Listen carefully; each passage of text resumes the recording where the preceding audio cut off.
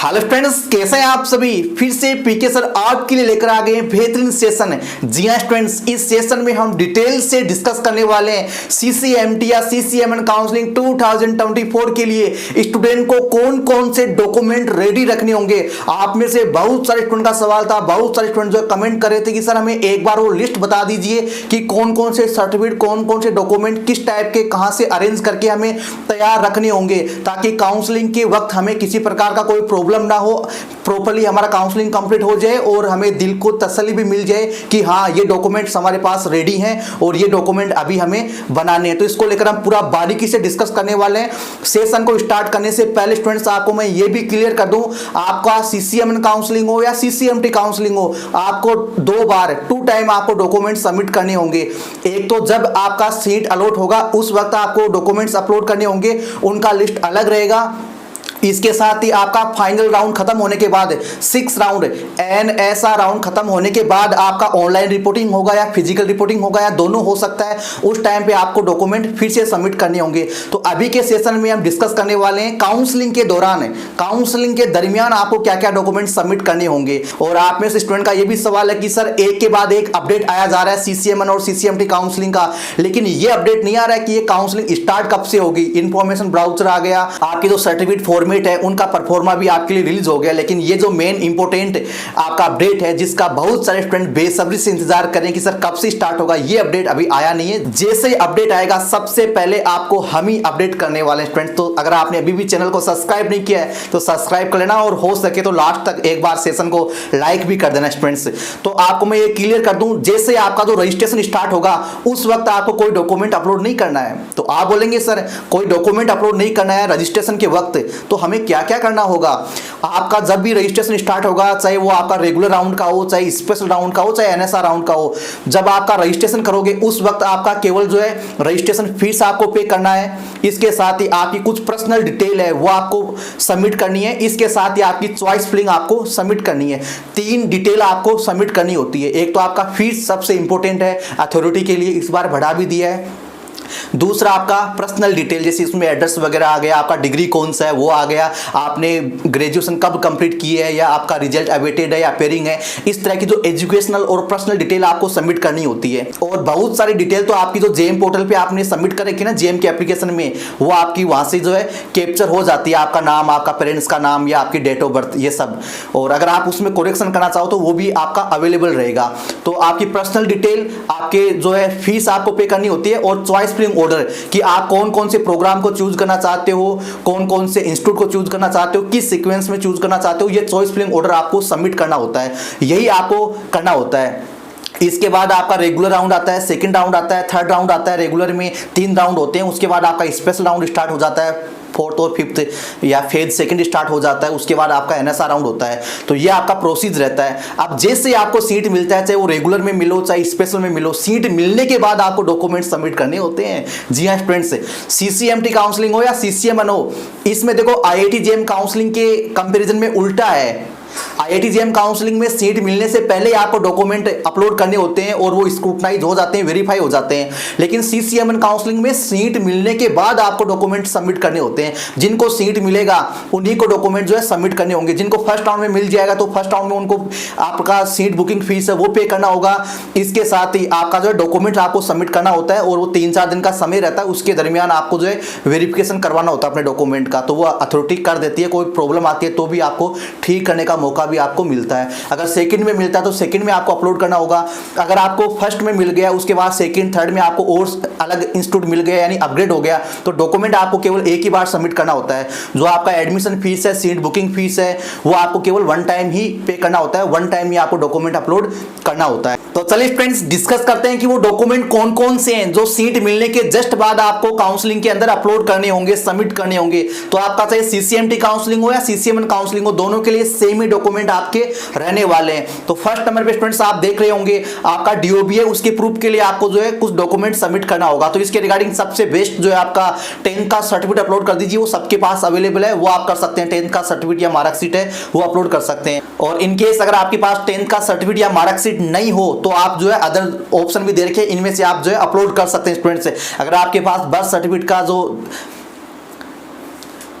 और in case students अगर आपके पास 10th का मार्कशीट या सर्टिफिकेट ना हो और या फिर उस पे डीओबी मेंशन ना हो, तो ऐसी कंडीशन में आप जो है अदर और भी ऑप्शन दे रखे हैं, इनमें से आप कोई भी एक जो है डॉक्यूमेंट अपलोड कर सकते हैं। अगर आपके पास बर्थ सर्टिफिकेट है तो वो भी आप अपलोड कर सकते हैं। सेकंड नंबर पे स्टूडेंट्स आपको गवर्नमेंट आईडी प्रूफ आपको जो है अपलोड करना होगा, ठीक है। तो इसमें जो है स्टूडेंट्स आप आधार कार्ड अपलोड कर सकते हैं, वोटर आईडी कर सकते हैं, या आपके पास पासपोर्ट है तो वो आप जो है अपलोड कर सकते हैं। बहुत सारे स्टूडेंट का सवाल था सर आईआईटी जेएम के अंदर तो आधार कार्ड वैलिड नहीं था। जी हाँ, आईआईटी जेएम के अंदर जो है नेशनलिटी सर्टिफिकेट ले रहे थे, नेशनलिटी सर्टिफिकेट ले रहे थे। तो आपका जो आधार कार्ड है वो नए गवर्नमेंट ऑर्डर के अकॉर्डिंग जो है नेशनलिटी के लिए वो वैलिड नहीं है। लेकिन सीसीएमएन काउंसलिंग में आपसे नेशनलिटी सर्टिफिकेट नहीं ले रहे हैं, ये क्या ले रहे हैं, आपसे एक जो है आइडेंटिटी प्रूफ ले रहे हैं। तो ऐसे में आधार कार्ड आपका आइडेंटिटी के लिए ही है, वो बिल्कुल चलेगा, कोई दिक्कत नहीं है। और इसके बाद स्टूडेंट्स आप देख रहे हैं थर्ड नंबर पे आपको 12th का मार्कशीट अपलोड करना होगा। 12th का सर्टिफिकेट करें या मार्कशीट, आपको मार्कशीट अपलोड करना है, ठीक है, 12th का थर्ड नंबर पे। फोर्थ नंबर पे स्टूडेंट्स ध्यान से समझिए, आपको मार्कशीट अपलोड करने होंगे आपके यूजी के, आपने ग्रेजुएशन के मार्कशीट आपको अपलोड करने होंगे। अगर आपने बीएससी या आपका बीटेक है या अदर कोई प्रोग्राम है, बीसीए या बीए है या कोई भी प्रोग्राम आपका यूजी का, तो उसके मार्कशीट आपको अपलोड करने होंगे। लेकिन आप फाइनल ईयर में या अपेयरिंग में, तो जितनी मार्कशीट आपके पास अवेलेबल है वो आपको सबमिट करनी होगी, अपलोड करनी होगी। अगर आप फाइनल सेमेस्टर में तो आपको प्री फाइनल तक यानी 5th सेमेस्टर तक, अगर आप बीटेक कर रखा है आपने तो स्टूडेंट्स आपका 7th सेमेस्टर तक के मार्कशीट आपको अपलोड करने होंगे। इन केस अगर आपके पास 5th सेमेस्टर का नहीं है बीएससी वालों के लिए या 3 ईयर यूजी वालों के लिए या बीटेक वालों के पास 7th का नहीं है तो कोई दिक्कत नहीं है, आप 6th तक का तो अपलोड करना नेसेसरी है, ठीक है।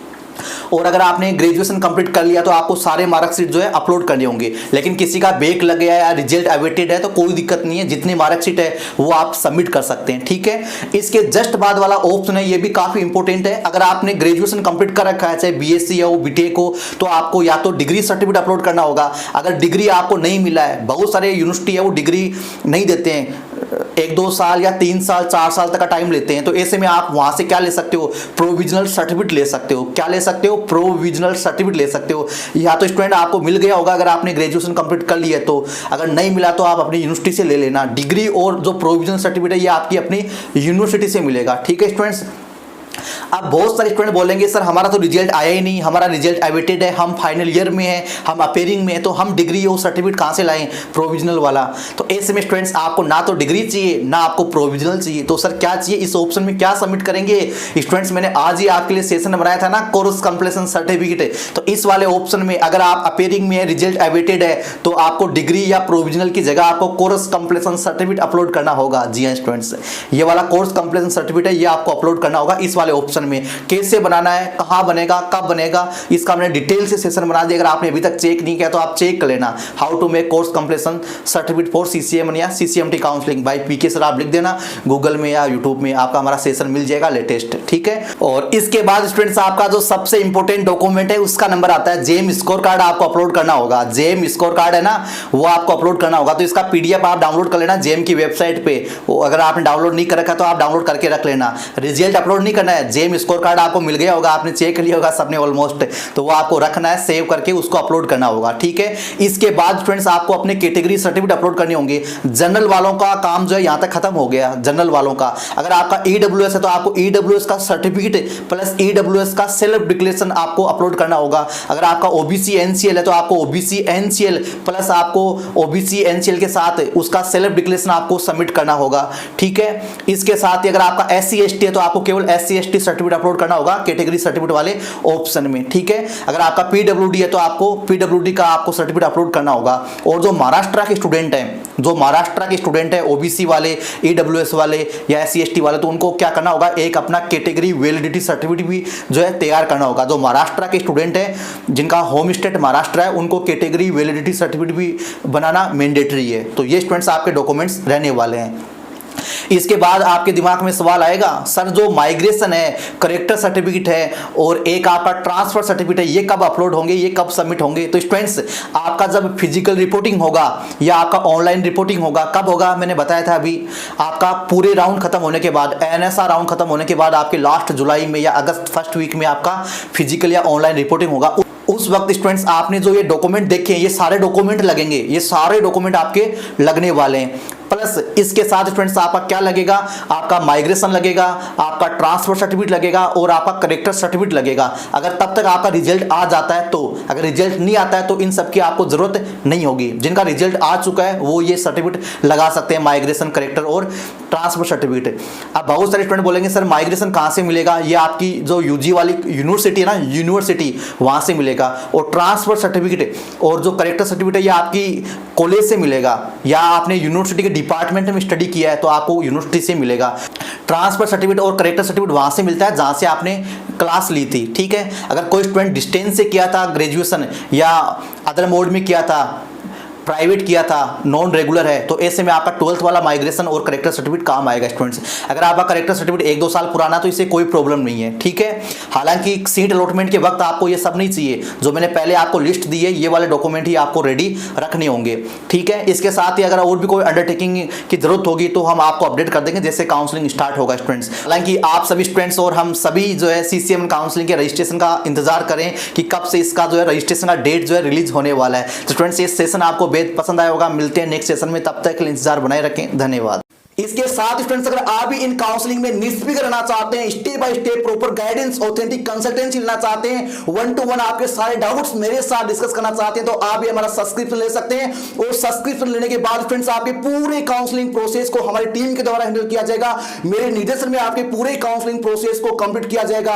आपके एडमिशन फॉर्म से लेकर फर्स्ट स्टेप से लेकर जब तक आपका फाइनल इंस्टीट्यूट अलॉट नहीं हो जाता है, आपको ऑफर लेटर नहीं मिल जाता है और आपके अलॉटेड इंस्टीट्यूट में फर्स्ट क्लास नहीं हो जाता है, तब तक स्टूडेंट्स आपके हर एक स्टेप पूरा सपोर्ट अवेलेबल रहेगा। आपका एडमिशन फॉर्म कैसे फिल करना है, एडमिशन फॉर्म फिल करते टाइम पे आपका कॉलेज प्रेफरेंस ऑर्डर कैसे फिल करना है, चॉइस फिलिंग ऑर्डर कैसे सेट करना होगा, आप कौन कौन से इंस्टीट्यूट में एलिजिबल है, कौन कौन से कोर्सेस में आप एलिजिबल है, कहां कहां आप अप्लाई कर सकते हैं, और आपके स्कोर के अकॉर्डिंग बेस्ट से बेस्ट इंस्टीट्यूट में आपका एडमिशन करवाने के लिए हमारा पूरा एफर्ट रहेगा। काउंसलिंग या एडमिशन के लिए क्या क्या डॉक्यूमेंट आपको अरेंज करने हैं, आपके जो डॉक्यूमेंट्स है वो एक्सेप्टेबल है कि नहीं, सीट मिलने के बाद सीट को अपग्रेड कैसे करना है, सीट को फ्रीज कैसे करना है, अगर 2 इंस्टीट्यूट में सीट मिल गया तो एक इंस्टीट्यूट से अपना सीट बुकिंग फीस कैसे लेना है, और इसके साथ ही आपका जो ऑनलाइन रिपोर्टिंग है वो कैसे होगा, फिजिकल रिपोर्टिंग के लिए आपको क्या क्या तैयारी करनी होगी, पूरा फाइनल एडमिशन तक स्टूडेंट्स हमारा पूरा सपोर्ट अवेलेबल रहेगा। अगर आप भी सब्सक्रिप्शन लेना चाहते हैं तो स्टूडेंट्स आप हमारी ऑफिशियल वेबसाइट से आप परचेज कर सकते हैं, जिसका लिंक आपको डिस्क्रिप्शन में मिल जाएगा। यहाँ पर जो भी आपकी काउंसलिंग है उसके अकॉर्डिंग आप सिलेक्ट कर सकते हैं। इसके साथ ही सब्सक्रिप्शन को लेकर आपका और भी कोई डाउट है, और भी कोई इंफॉर्मेशन चाहिए तो आप हमारी टीम के साथ डिस्कस कर सकते हैं। व्हाट्सएप नंबर आपको स्क्रीन पे मिल जाएंगे, और यहां पर सब्सक्रिप्शन लेने के जस्ट बाद आपके ईमेल पे आपको इनवॉइस बिल रिसिप्ट मिल जाएगा। हमारा कंपनी है, हमारा प्लेटफॉर्म है, वो अंडर गवर्नमेंट में रजिस्टर्ड है, तो आप बिल्कुल निश्चिंत रहिए।